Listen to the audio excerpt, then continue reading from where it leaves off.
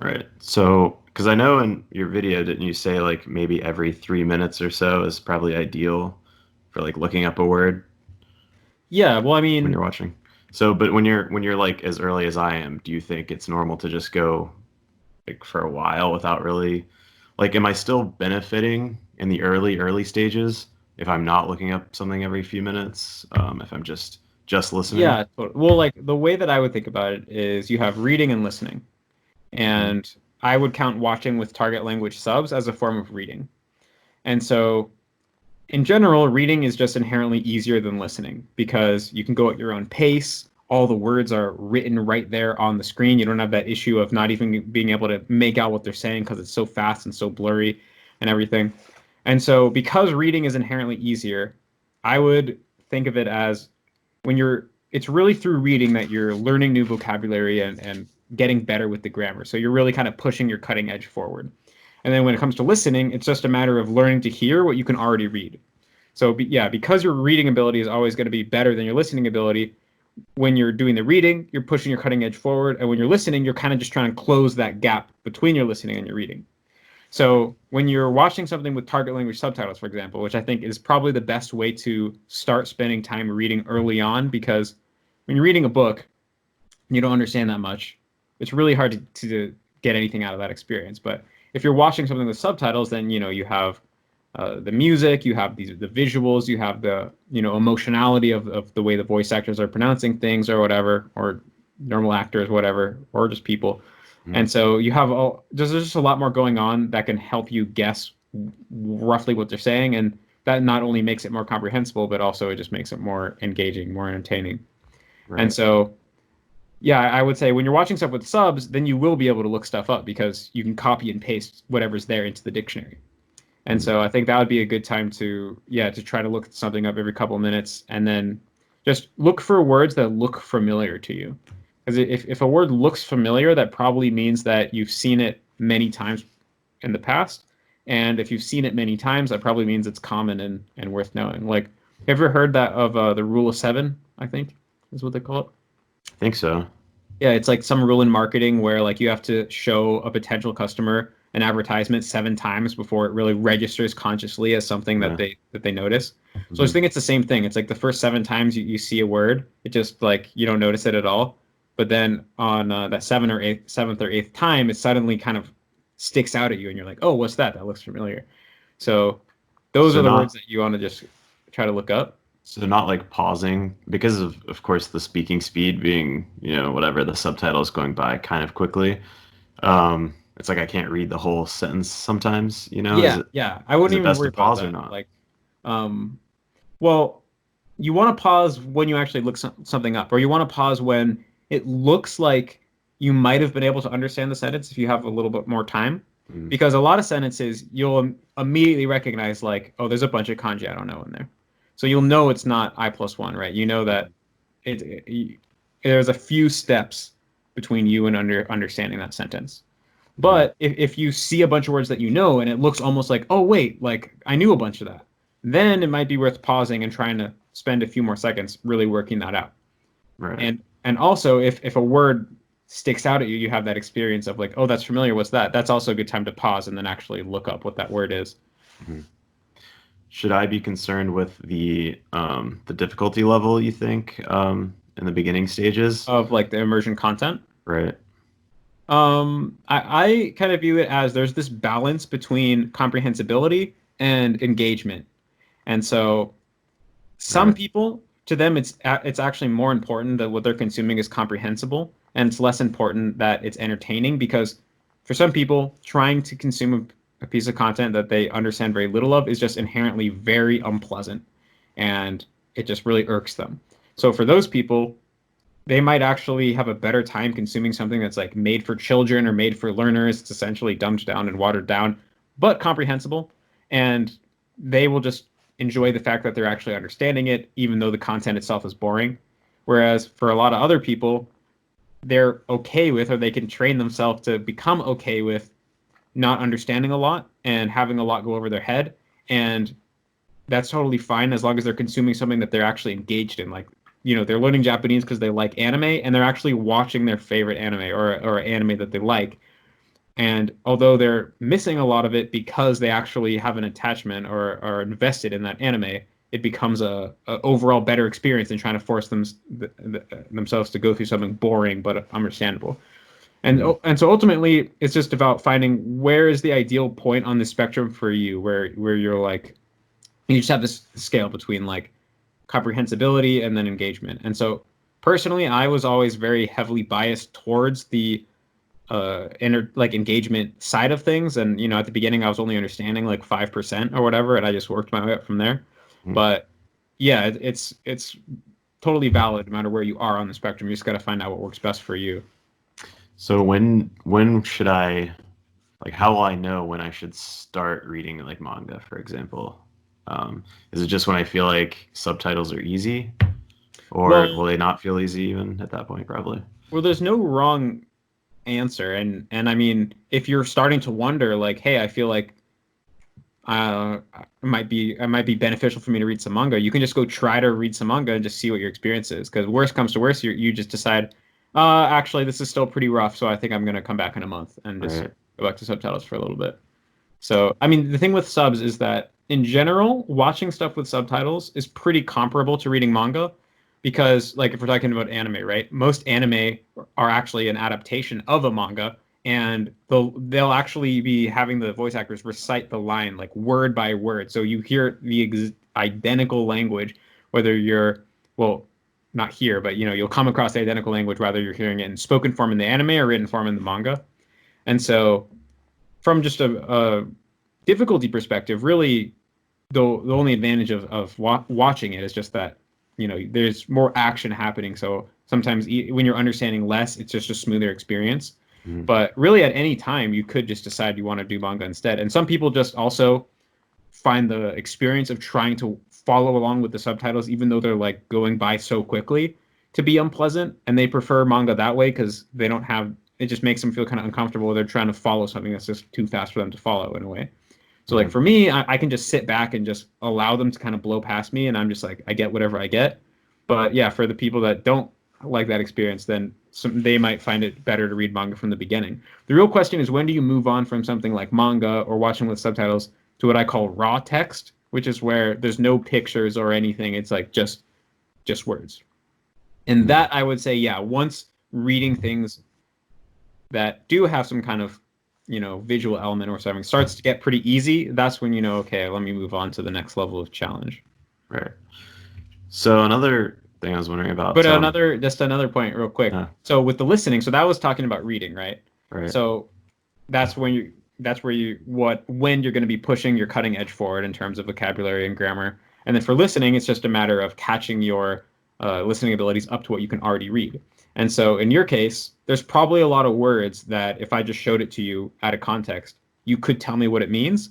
Yet most of the time when you hear a native speaker say that, because it's so fast and buried within the middle of a sentence, you don't really notice that it's that word and understand it. So there probably, in a sense, there already is a gap for you between your reading ability and your listening ability. And so, in that, how I would think about it is that when you're doing listening practice, which is no subs, just raw language, your goal is just to be hearing whatever you would be able to read. So you're trying to just make out those words. And at the beginning, it is just going to be isolated words, because you have to kind of have isolated words down before you can start putting those words together into sentences. But yeah, at the beginning, I'm sure that there are words that you do notice, and the more you listen, probably the more that you'll be picking out words. It will probably go from like once every couple minutes to once every minute to 2 times a minute, 3 times a minute. And so yeah, when you're listening, you don't have to worry about looking things up. Just try to hear the things that you already know. And the time the times that would be good to look something up is when you hear a word that you think you know, but you can't remember what it meant. And that Mhm. would be a time just to look it up. But you're not really trying to learn new words essentially when you're listening, unless there's just something that you just hear so many times. You're like, what is like sumimasen? I keep hearing this over and over. What is it? And you think like you could just find it by looking it up. Then that would be a good time. But in general, that's not going to happen too often at the beginning. So you're mostly Mhm. just trying to hear what you already know. Right. So when I'm doing like Anki from Tongo, which so far just Tongo is all my Anki basically. A little bit of Taken. So it seems like half the words that I come across, maybe it's because of the RRTK, but like it kind of sticks, but then it's like half the words they don't stick at all really because of the kanji, and I have to use furigana, and then I might be like, okay, now I'm kind of remembering it, and then I see it a month later, and I'm like, I recognize it, but I don't remember how to read it at all. Um, You for mean those in kinds Anki of or outside Anki? in Anki, because like I said, I've just started really doing immersion this month, so it's like I haven't done a ton of reading immersion, I guess. Um, so for those difficult cards, should I maybe delete them, or do you think I should keep them and with immersion they'll start to be seen more? So I should keep them in Anki, or should I wait, try Probably to find those in immersion? probably just delete them because the way that I think about it is that what's what's going to determine your comprehension more than anything is just the total number of words that you know. And that might sound like common sense, but what it really means is that which specific words you know and which ones you don't know doesn't matter. All that matters is the total amount that you know. And so this is actually, I think, counterintuitive for a lot of people because they're like, okay, I've downloaded this Tango deck. Like within this deck, the most important words have been selected for me, so I have to make sure I know every word in the deck, otherwise I'm going to be missing something important. But in reality, it's like, well, if half of the words in the deck stick and half of them don't stick, then instead of spending a ton of time trying to nail in these 500 that don't stick, you could probably, in that same amount of time, go find like 1,500 words that do stick and learn those 1,500 instead. And that's going to be a much better use of your time because by the time you know 2,000 words, your base level of ability is going to be raised. And once your base level of ability is raised, then the amount of effort it takes to learn a new word. By the way, can you still hear me? Your video froze. Okay. Well, so anyway, so yeah, what I was saying was that yeah. So rather than trying to spend a lot of time nailing in those 500 words from the Tango deck that don't stick, it's better to go find a bunch of words in from your immersion that do stick, and maybe it takes like you could probably learn 3 easy words in the same amount of time it would take you to nail in 1 hard word. And Mm, when you have that decision, the 3 easy words are always going to be better because again, the most important thing is the total amount of words you know, not which words you know. And mm, so what's going to happen is instead of spending a lot of time nailing in those 500 difficult Tango words, you could probably go and learn 1,500 words from your immersion. Now you know 2,000 words total or whatever. And once you know 2,000 words total, your base level of ability is going to be raised. Once your base level of ability is raised, it's going to be easier to learn new words. And so eventually get to the point where those 500 words that were really hard will become easy for you to learn because your base ability has gotten better. So this is kind of true with all aspects of the language, but you never want to be struggling with something that's difficult because it's mm, always going to be better to go and instead find some low-hanging fruit that will give you quick gains. And then that thing that used to be difficult will become low-hanging fruit for you once you get to the right level. So the strategic move is always to find something that's going to still be teaching you something new, but isn't very difficult. mm. Because you can climb that ladder all the way up to the highest levels. Right. I'm wondering if, because once I finish Tonga and 4, like in the next month or so, I'm planning to start doing, just sentence mining. But I Mm-hmm. was wondering if, because I think the Brit versus Japan, Matt said that he had recommended doing like subs SRS where you just go through and you delete all the ones you don't know or you're not interested in. Do you think that that's a good approach, especially if you're someone that's busy? I mean, there's a million different ways you can go about sentence mining, and fundamentally, it's the same thing, right? It's like Mm, you're taking sentences that from the content that you've consumed, and then you're, learning them through the SRS. So I don't think there's any like right ways or wrong ways to do it necessarily.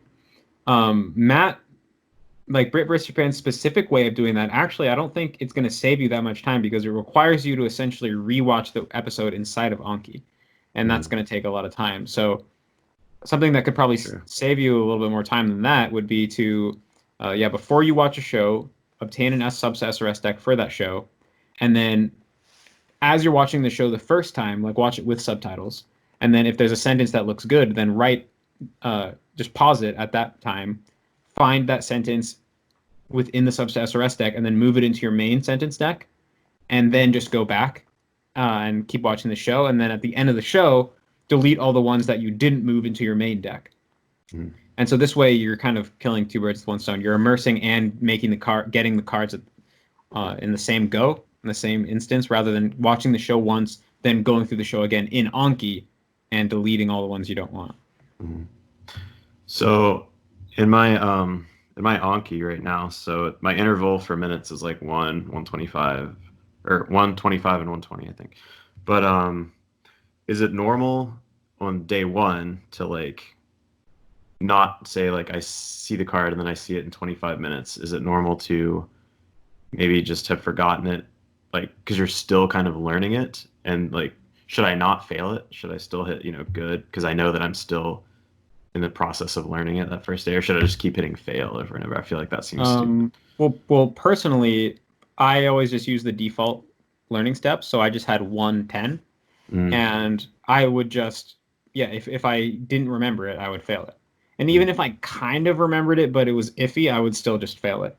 mm, Because yeah, like there's no reason not to really. Like, it's like, yeah, you're in the learning stage, and so when you know how in Anki they have the blue cards which are new, the orange cards which are in the process of learning, and the green cards that are reviews that you've already learned. So mm. when you have cards in that orange stage, then you're not supposed to know them yet. That's the learning stage. So it's it's expected that you're going to fail the cards a bunch of times because that's the actual like, kind of practice, so to speak, that So you're like. that's not going to count towards like my leeches, basically. Yeah, it doesn't. So you know, there's this idea of a lapse within Anki, right? A, and so a lapse is when you fail a green card. Mm, So if a card is orange, each time you fail it, that doesn't count as a lapse. It's only a lapse if it first becomes fully learned, becomes a green card, and then shows back up again. And so yeah, when a card's in the learning stage, there's no penalty for, no matter how many times you fail it. okay. And then if I feel like I just can't get it at all, probably delete it. You said. Or well, Heck. in that case, I would like if you haven't really learned it yet, like if you kind of it's like you can almost think about it like dating, right? It's like sometimes you just get a bad first impression. So Uh, that doesn't necessarily mean that the person is bad or you're never going to be able to get along with the person. Maybe you just had a bad first impression. So in that case, I would say like maybe um like go into Anki and then move its position so that like like move it 100 cards forward so that you'll learn 100 other cards before that one will come back up again. Because maybe just when you come across it in a different state of mind in a different day, it might just stick. It's like memory can be random like that. But if you go through this process where like you've been reviewing this card for multiple weeks, it's come up multiple times, and you still just seem to be forgetting it over and over, that's when it's like, okay, we tried it, it didn't work out, wasn't meant to be, and then you're just going to delete the card for good because you have a significant amount of evidence built up that right now this just isn't working. mm. Let's see. And the way that I think about it is that like, so my experience was like, well, once you start sentence mining, you're making the cards yourself manually, right? So a lot of times just the act of making a card will help you learn it to a certain extent. So once that happens, it's different with the Tongo decks because you're not making the cards, but sentence mining, a lot of times the first time a card comes up when it's a new card, maybe like 30 to 50% of the time, you can pass it right away because you remember it from when you actually made the card. So then that leaves like 50 to 80% of the time that the first time it comes up, you don't know it well enough, you have to fail it. And so then I'd say like 50% of the time that happens, where the first time you fail it, the next time it comes up, then you remember it. But then there's still like maybe, 20 to like 30% of cards where you have to fail it like twice or three times before you remember it. Mhm. And then you end up learning it. And then so the next day, all the cards you learned the previous day come up, right? And then maybe like 60 or 70% of those cards you learned yesterday you'll still remember, but like 30 to 40% you'll have to fail again. And that's just normal. So you just kind of have this, it goes through this learning process where certain things take more repetition than other things to kind of nail in. But Mhm. yeah, if it gets to a certain point where it's just repeatedly being forgotten, then you don't want to spend too much time with it. But Right. this whole issue that you're having now will largely go away um, within like 6 months from now because your base level of ability will have improved to the point where learning a word won't be a big deal. You'll almost never have leeches, and learning new cards will be a pretty straightforward process. So if it's frustrating now, I think it can be useful to just keep in mind like it's only going to get easier and easier from this point on. Now, because I've got all these Anki cards, like 1,500 or so, but like I said, I've just started really immersing, even though a lot of people seem to start immersing when they're in the kanji stage. I was thinking, okay, I need to catch up my immersion. So do you think it would be a bad idea to say right after I finish Tango and 4, spend maybe a month where I'm just doing immersion and reviews and not adding cards? Or do you think that's Um, a bad idea? I mean, I wouldn't say it's a bad idea, but I don't think you necessarily need to do that. Like, I think instead, maybe you can just start sentence mining more slowly. Like maybe you only make 5 cards a day, but Mm, I still think that would be worth it because it takes a while to kind of get the hang of sentence mining to kind of figure out what workflow works for you and things like that. And so, and I don't really know if there's any real, worry about having to catch up, right? Like because there's certain people who they do traditional methods for years before they start immersing, right? So they come to immersion, they might know like 10,000 words and they've still hardly ever immersed. mhm, Those people are still going to improve much more quickly than someone who's a true beginner because they have the knowledge, right? They have the glow sticks. They just need to break it and shake it up. So once they start immersing, they're just, breaking their metaphorical glow sticks left and right, and they do improve really quickly. mhm. So the more knowledge that you have, the more that you're going to benefit from immersion. So I don't think there's necessarily a component of it where like I have my knowledge to immersion ratio is out of proportion, so I need to balance it out so much. I mean, that can happen more on the level of reading versus listening. Like there might be a point where you're like, my reading abilities are so far ahead of my listening abilities that I'm starting to feel unbalanced. So I'm going to kind of bias my reading to listening ratio towards the listening side for a while. But when it comes to just knowledge versus immersion in general, I don't think you have to think too much about that. Do you think for passive listening that it's important for it to be stuff that you've done active immersion with, or like do you think just random YouTube videos on as passive immersion is still super helpful because you're still going to hear common words coming up? Yeah, yeah. I mean, uh, having just random stuff on in the background is definitely beneficial, but I think as a beginner, it's going to be significantly more beneficial to use something that you've watched before Hmm. because if it's just a random thing from YouTube, it's not going to have any meaning to you, right? Like you're only going to be understanding little bits and pieces of it. And so overall, you might not even know what they're talking about. And it's really likely for you to just zone out and start thinking about other stuff.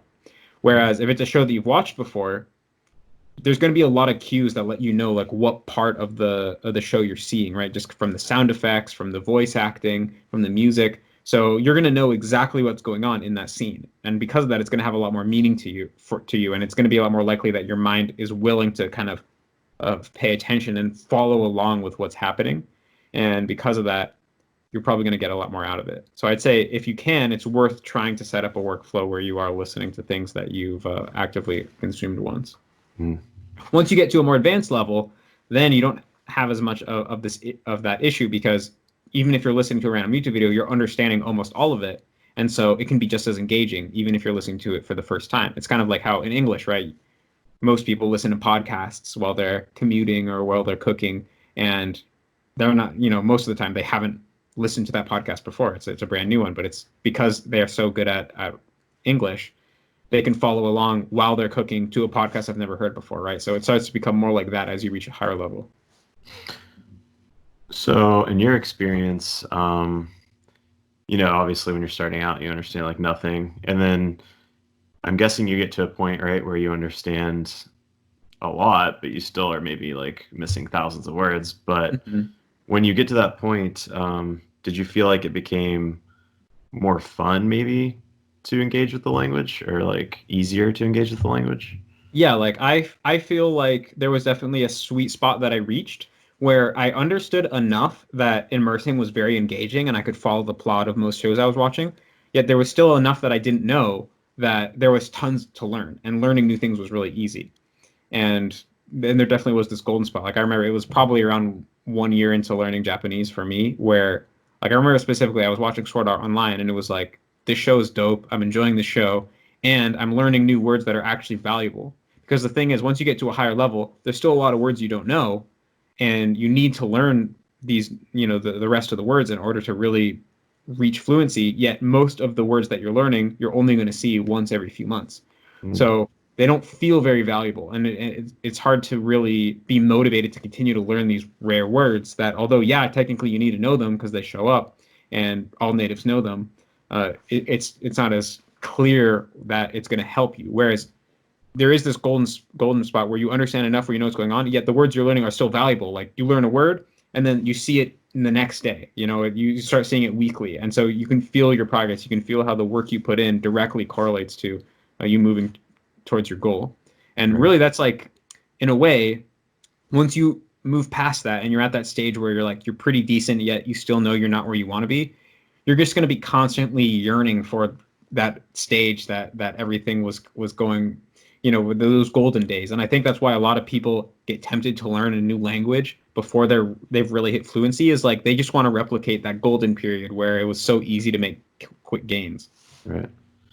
Yeah, because that's what I feel like. It's like, I feel like once I can get to that point, I'll want to spend more time immersing because it'll be more enjoyable. Totally. But the irony being, it's like I have to spend so much time to get to that point. But yeah, because it's like I'm busy, it seems like a lot, and I procrastinate a lot. So I just need to find more time to immerse, basically. Yeah. But I mean, even before you get to that point in the process, once you start regularly spending time immersing, then, well, first of all, through that, your comprehension is going to start to increase. And once you start feeling your comprehension increase, that alone is going to be very motivating, because part of your brain is going to be like, oh, I see. Like before I used to understand the 2%. Now I understand like 4%. Like if I could go from 2 to 4, like maybe I could go from 4 to 6. And if I could go to 4 to 6, maybe I could go to like, 6 to 10. And your brain starts to see like, hey, maybe I could take this pretty far. And that's when you naturally start to feel like it's a good use of your time to be immersing in the language, and then you don't need as much discipline anymore. And so that can happen pretty early on. If like probably by the time you reach 100 hours of immersion, you're going to start to really feel that, oh, I see. The more time I spend with the language, the more I understand, and that is going to create more intrinsic motivation. Right. So do you think like I should study pitch? Because I know with pitch accent, it's like, I feel like you had said like ideally when you can hear the language, it's probably the most beneficial when you actually hear a lot of words and actually hear the pitches. And like, do you think I should just start like after, I don't know, a couple hundred hours when I'm really just hearing words on the word level? Is it a good time? I think like overall, what I've been recommending people to do is to start studying pitch accent around 6 months into the process, just because there is a certain aspect to where the earlier you start, the better in the long term. Because, once you start learning about pitch accent, you have to kind of go back and learn the pitch accent of every word that you know. And so, like for me, I started learning pitch accent when I was already fluent and already knew like 20,000 words. So I had to go back and like learn the pitch accent 20,000 words. Whereas it's a lot easier to just learn the pitch as you actually learn the word, because it's not that much more information. Did you make new cards for each one, or just like look at it and like internalize? Mostly I tried to just like pick it up as I went. Like I would just try to pay attention to pitch accent while I was just listening to Japanese, and I was able to kind of be like, oh, that sounded like it was Odaka. Let me check it. Oh yeah, I was right. And then next time it would come up, I'd be like, oh yeah, I remember. I looked that up last week. That was Odaka. And I was able to do that. But I think that was because I was already fluent in the language. So my ability to like remember new information about words that I was familiar with was really high. But it's harder to remember the pitch accents of words when you're, not that advanced yet. But anyway, it's like, yeah, in a lot of ways, the earlier you start, the better. But on the other hand, you already have so much to worry about as a Japanese learner, right? Like you got kanji, like you got the grammar. That's pretty difficult. It's hard enough to just remember the normal readings of words and to be like trying to increase your understanding. So I think it's like might be a little bit counterproductive to just throw another ball at you that you have to be juggling along with all this other stuff going on. And so I think that around 6 months into the process is a good compromise between not having too much to worry about at once, but also that's still relatively early into the process. So it won't be that hard to like over the course of the next 6 months, slowly go back and pick up the pitch accents of the words that you already know. And so for now, I wouldn't really worry about it. Maybe like around the time you go monolingual or something might be a good time to be looking into that as well. So you don't think that would be too much also at once, like if pitch accent plus like Well, model you don't want to language do it translation? exactly the same time, but maybe Oh, like okay. either a couple Pitch. months before or a couple months after. Okay, gotcha. Um, I know also in like your guide thing where it says like, this is what you can expect if you're doing say 4 hours a day, and this is what you expect if you're doing like six. Um, so like let's say I'm doing outside of Anki, like 2 to 3 hours a day of immersion. Um, I know that would be like, okay, maybe it's going to take you 4 years to become fluent or something. But do you think, because you had mentioned after like a year, you had gotten to that sweet spot kind of thing, do you think it's going to also double the sort of time it takes to sort of reach that sweet spot? Or do you think in the beginning it's just a little different? Or is it sort of I like think that for the ultimately, whole yeah, time? like it's Yeah. like if you're putting in half as much time as I was, it will probably take you twice as much time to reach the sweet spot. Because you're on I like would six probably. hours immersion active, probably. Yeah, around there. Yeah, that seems tough. Yeah, but again, it's like I think the key is just to make it part of your routine, build up the Mhm. habit so that you don't have to really be thinking about it. It's not taking willpower. It's just like, okay, it's that time of Right, the day where I sit down and I watch anime. right, And I think it'll grow on you pretty quickly, especially like I said, once you start getting to that point where you can feel that the time you put in translates into progress. right. And the other thing Because is it might be easier for you to up your time as you get better and as right, you kind of like just gradually, build up your tolerance. So that's another thing to think about. Like, right. As I become like more used to making it a habit, just like adding more of it yeah, will be yeah, like easier. especially at the beginning, the most important thing is consistency over quantity. Right. Like my friend was telling me about this book called Atomic Habits that I really want to read. I've heard a lot of good things about it. I haven't actually read it myself.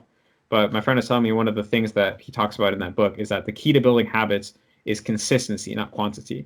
Right. So, like, if you want to build a habit of running every day, then like you can start off by just go having a certain time of day where you go and you put on your running shoes, and maybe that's all you do, and then you take your running shoes off. But if you have a habit of doing that, well, now you actually like have this event in your day where you stop what you were doing and you go and do something, or at least related to running. So once you have your running shoes on, it's a lot easier to just go outside and run around the block and then come back. You don't actually have to do that. Even if all you do is put on your running shoes and then take them back off, again, that's like an event in your mind. And so having the event there is the hard part. Once the event is there, extending that out and saying, okay, well, now that I can consistently like put on my running shoes and take them off every day, now I can go put on my running shoes and run around the block. And that Right. it's that consistency that actually builds up the habit. And the key thing about the habit is that it doesn't require willpower anymore. And that's what's so powerful about it. So with immersion, I definitely think like if you can get an hour every day, that's really good because that's a really strong foundation that you'll be able to build off of and expand out. And so, I mean, maybe at the beginning, a half an hour is all you can do consistently. But I think the key is try not to have a minimum. Like if it's 1 minute or nothing, like do the 1 minute because that's still, although practically speaking, it's like, yeah, you're not learning any Japanese in that 1 minute, but you're still creating that event in your mind. You're still creating that precedent of this is something I do every day. And psychologically, that actually has a lot of power. True. Cool, cool. Yeah. All right. Well, definitely please send me the link if you do that. I'm looking forward to seeing it. And Totally. I also tell anyone I do a consultation with that if you either remember something you wanted to ask but didn't get to, or you just, a new question comes up after applying the things we talked about, you can just send me a message on Skype or shoot me an email and I'll give you a response. All right. Awesome. Thanks, man. Cool. Yeah. Well, best of luck. All And right. Thank you. I'm sure I'll talk to you again sometime. Yeah. Later.